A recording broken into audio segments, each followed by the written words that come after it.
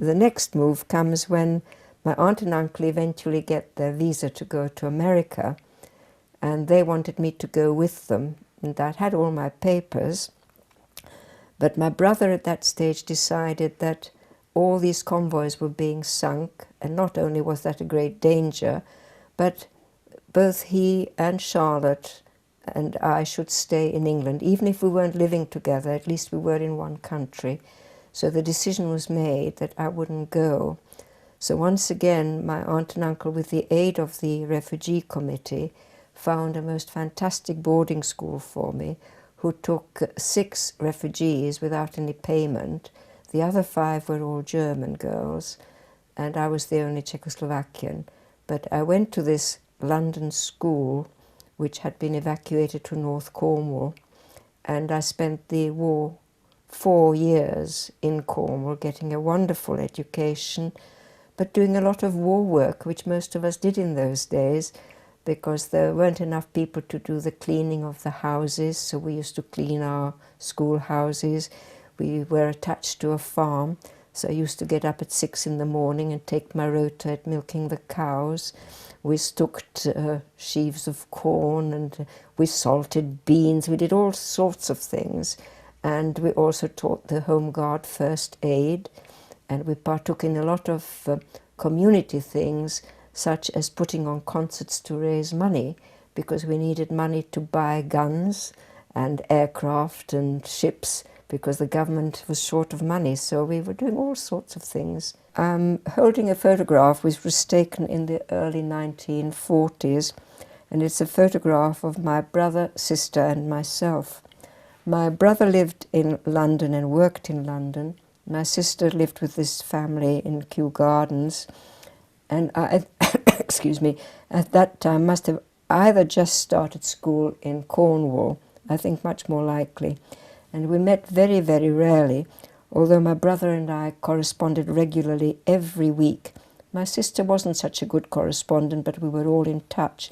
But this photograph was when I had come up to meet them all, and we had an afternoon in London, and we had this photograph taken.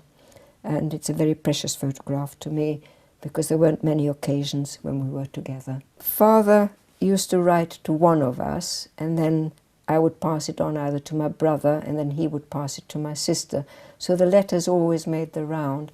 What people don't realize is letters were very, very irregular, even if you wrote regularly, and they could take 6, 7 months to reach you. Occasionally we did get news, because obviously people were writing abroad to relations in Hungary and to America and places like that, and they would then tell us some snippets of news.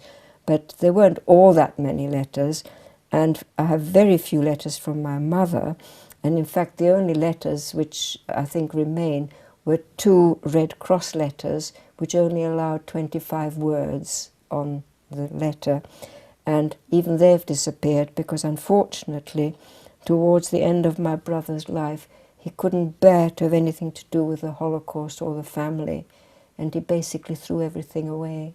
The terrible homesickness I had at the beginning in Wallsend-on-Tyne obviously passed, but there wasn't a single night when before going to sleep I wouldn't say a silent prayer, wishing that everybody was well and that I would soon see them. There wasn't a single night before I would settle down before doing that.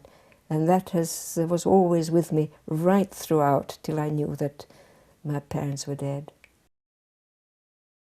I wasn't obviously aware of the cruelty of the Holocaust, but we did have the radio on. We used to listen to the news, and every night at 9 o'clock they used to play all the national anthems of all the Allies. We always used to listen to that, and we were made aware of what was happening.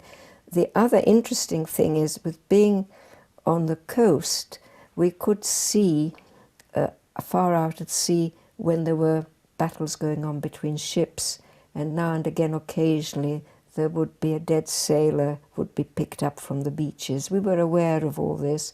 We were aware of the Home Guard. We could hear and see Plymouth being bombed, which was very badly bombed from where we were. We were about 25 miles away. So we were aware of those things, and the radio made us aware. And of course, we had 4 principals at the school. They were fantastic women who kept us informed of the things we needed to know.